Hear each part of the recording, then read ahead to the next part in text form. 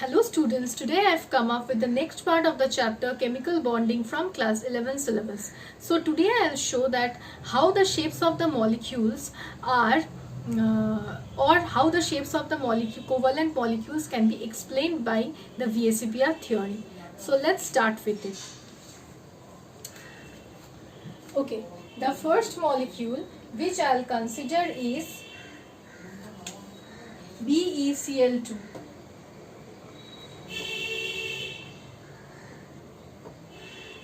Okay, it has a shape, linear shape.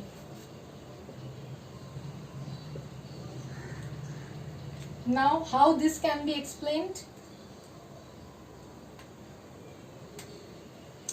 Okay, number of valence electrons of beryllium. How many valence electrons beryllium has? 2. Now, how many electrons this chlorine will share with beryllium? 1, because this is a covalent bond. Beryllium is sharing 1 electron and this chlorine will share 1 electron. So this chlorine will share 1 electron and this chlorine will share another 1 electron. So number of electrons shared by the 2 chlorine atoms, 2. 2 plus 2 electrons will give you a total of 4 electrons. If there are 4 electrons, then how many electron pairs? 4 electrons means 2 electron pairs. So 2 electron pairs means 1 electron pair for this bond.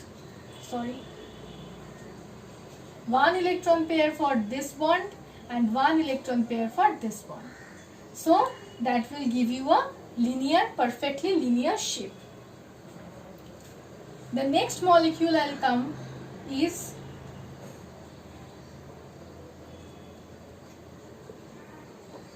carbon dioxide. Carbon dioxide is also having a linear shape. Now, how many valence electrons of carbon? We know carbon has 4 valence electrons. Okay, so pi bond is not involved in determining the shape of the molecules. So shape of the molecules will not be determined by the pi bond. Okay. Now, there are 4 valence electrons of carbon. This I am considering only the sigma bond. I won't consider the pi bond. Oxygen, this oxygen will share 1 electron. This oxygen will share 1 electron. Okay. So for the sigma bonds, this oxygen will share 1 electron and this oxygen will also share 1 electron.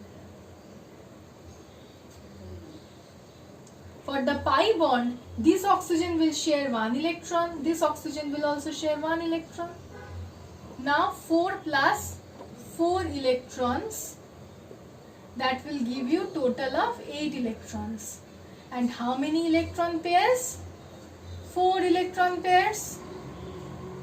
So here 2 electron pairs means 2 sigma bonds. Here 4 electron pair means 2 sigma bonds and 2 pi bonds. 2 pi plus 2 sigma. Okay. Okay. Now I will come to the next molecule, which is BF3.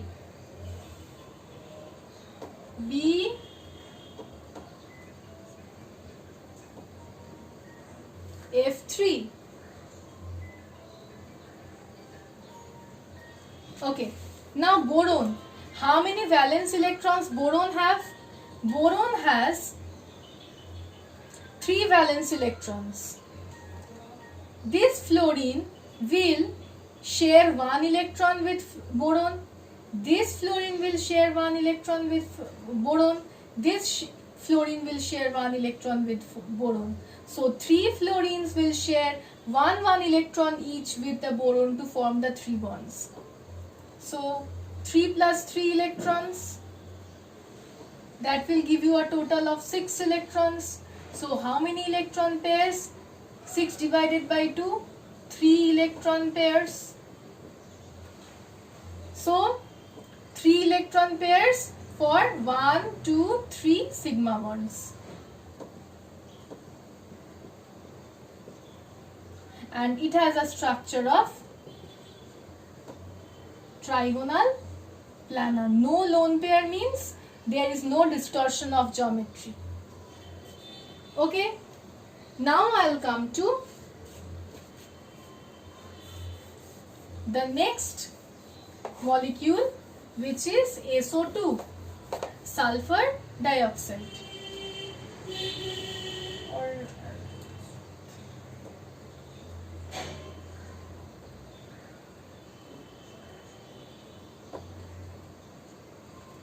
Sulfur dioxide. Sulfur has how many valence electrons? 6. This oxygen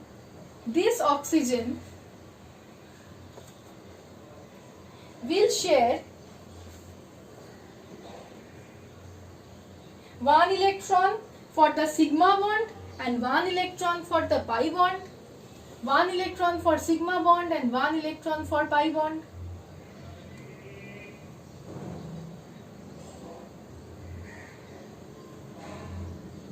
Total of 2 electrons. This is one lone pair present here, but that we will not consider now. We will just consider the bonded electrons. So sulfur has 6 valence electrons, and oxygen is double bonded here. So 1 electron it will share for the sigma bond, 1 electron it will share for the pi bond. So 2 electrons. Now look at this bond. This is a coordinate bond. Here oxygen is not sharing its electrons. Here sulfur is donating its 2 electrons to oxygen. So the electron we will not consider here for the coordinate bond. So a total of 8 electrons. 8 electrons means 4 electron pairs. 4 electron pairs means 1 sigma bond, covalent bond is a sigma bond, coordinate bond is a sigma bond. So 2 sigma bonds plus 1 pi bond, 1 pi bond plus 2 lone pairs, 1 lone pair, that will give you 4 electron pairs. Now I'll come to the structure of ammonia.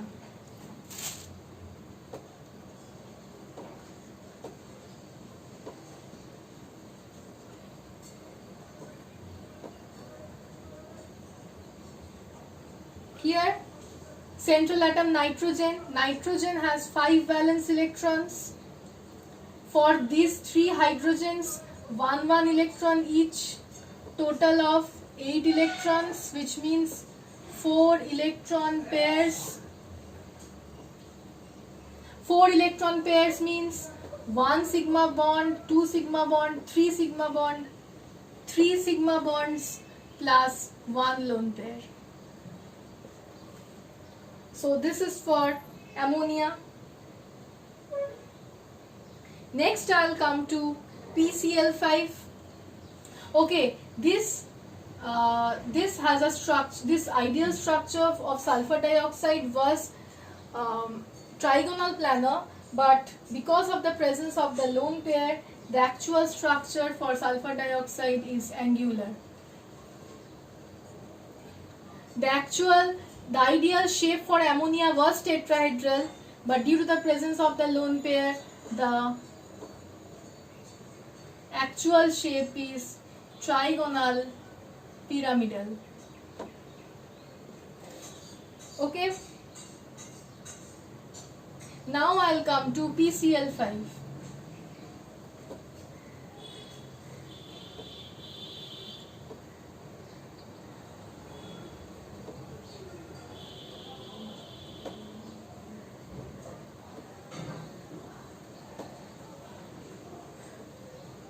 This is PCl5. PCl5 has an ideal as well as actual shape of trigonal bipyramidal. Now see these two Cl positions, these two Cl positions are known as axial positions, and these three positions are known as equatorial positions. Okay? Axial position faces a greater repulsion as compared to the equatorial position. So, if there were lone pairs instead of bond pairs, always remember the lone pairs are placed first at equatorial positions, not at the axial position, because we know that lone pair repulsion is much higher than bond pair repulsion. That's why, since axial positions face a greater repulsion and axial bonds are a bit longer than the equatorial bonds, so the lone pairs are always placed at the equatorial positions and not at the axial positions. Okay, so in PCl5, phosphorus. Phosphorus has how many valence electrons? Phosphorus has a total of 5 valence electrons. These 5 chlorine atoms will share 1 electron each. So total of 5 electrons, so total of 10 electrons. 10 electrons means 5 electron pairs. And here we have 1, 2, 3, 4, 5. 5 substituent atoms. So 5 sigma bonds. Okay? So this is the structure of PCl5. Now I'll come to the next structure,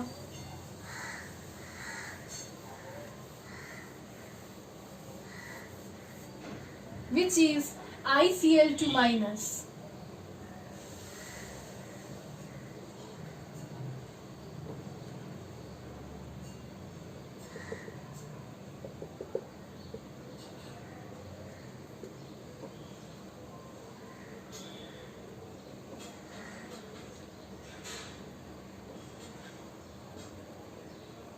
This has a charge minus, ICl2 minus. The ideal structure, sorry, we were two lone pairs.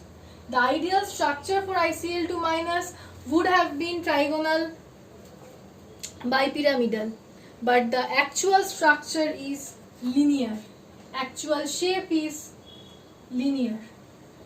So iodine, how many valence electrons iodine has? Iodine has 7 valence electrons.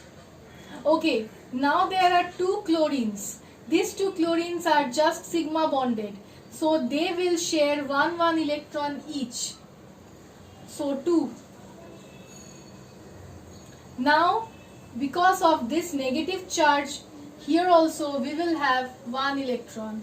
So a total of 10 electrons. 10 electrons means 5 electron pair. So there are only 2 substituent atoms.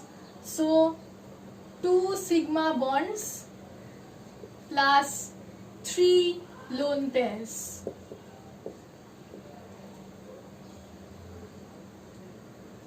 Okay?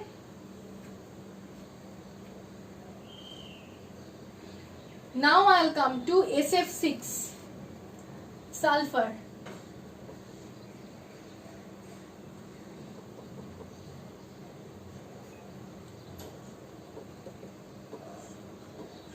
The ideal, the actual, all the structures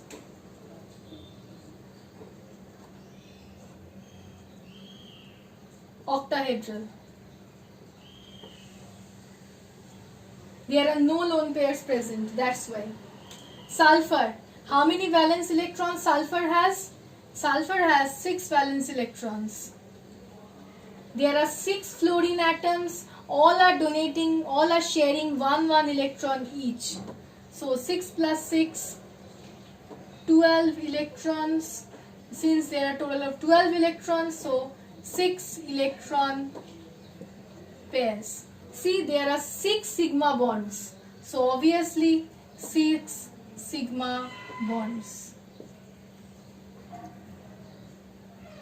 Okay, now I'll come to the last molecules. Now I'll come to the last molecule's structure.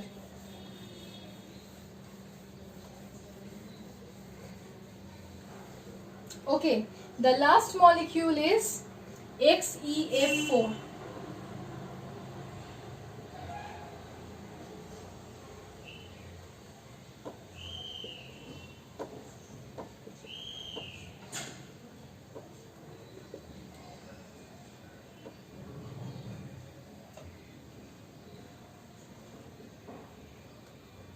The actual structure should have been octahedral, but because of the lone pairs present, the ideal structure should have been octahedral, but because of the lone pairs present, the actual structure is square planar.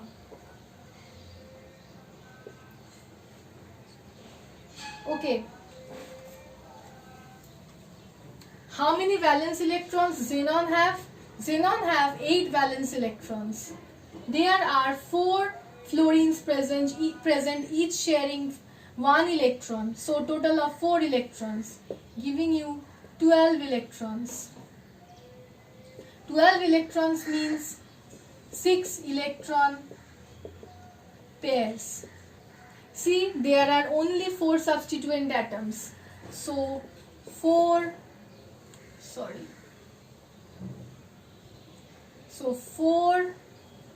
sigma bonds